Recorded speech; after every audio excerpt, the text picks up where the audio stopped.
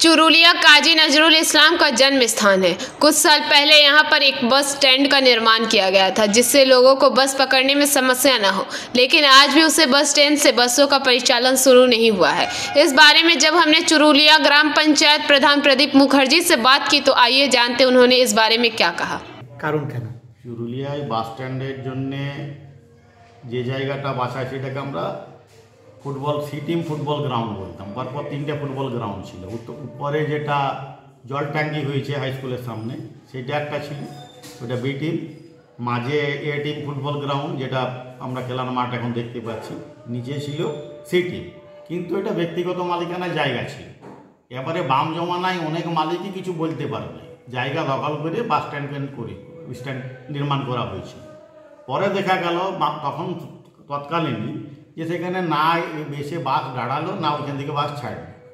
এখন তৃণমূল পিরিয়ড এসেছে, তৃণমূল কংগ্রেসের পিরিয়ড যখন এলো, আমরা যখন 2013-তে পঞ্চায়েতের ক্ষমতায় এলাম তৃণমূলে, তার আগে সিপিএমের পঞ্চায়েত ছিল, তখন আমরা দেখলাম যে বেঙ্গল এমটা টোটাল মাইন্সটা কেটে দিয়েছে, অর্থাৎ সরাসরি যে চিচুড়বিল যেতাম সেই রোডটা কেটে দিয়েছে।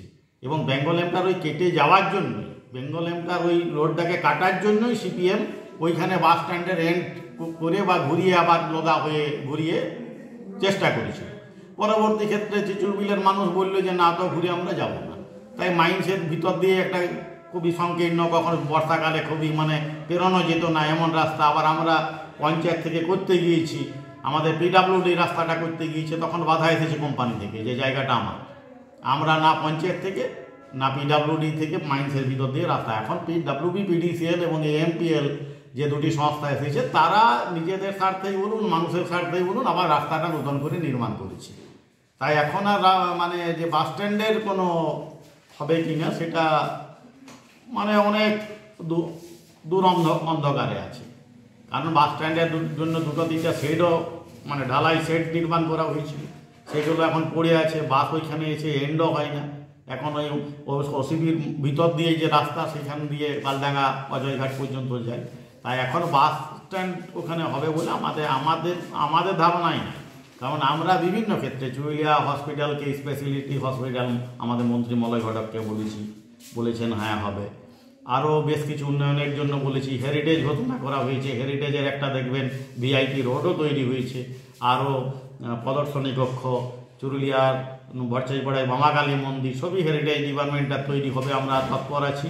কিন্তু বাস স্ট্যান্ডের ব্যাপারে যেহেতু ওইটা সম্পূর্ণ আমার ওই যতটুকু আপনাকে বললাম যে বেঙ্গল এমটা কাটবে বলে হয়তো তখন বাস স্ট্যান্ডটা নির্মাণ করা হয়েছিল। जामुरिया से दिलीप साहू की रिपोर्ट, पीबीटीवी न्यूज।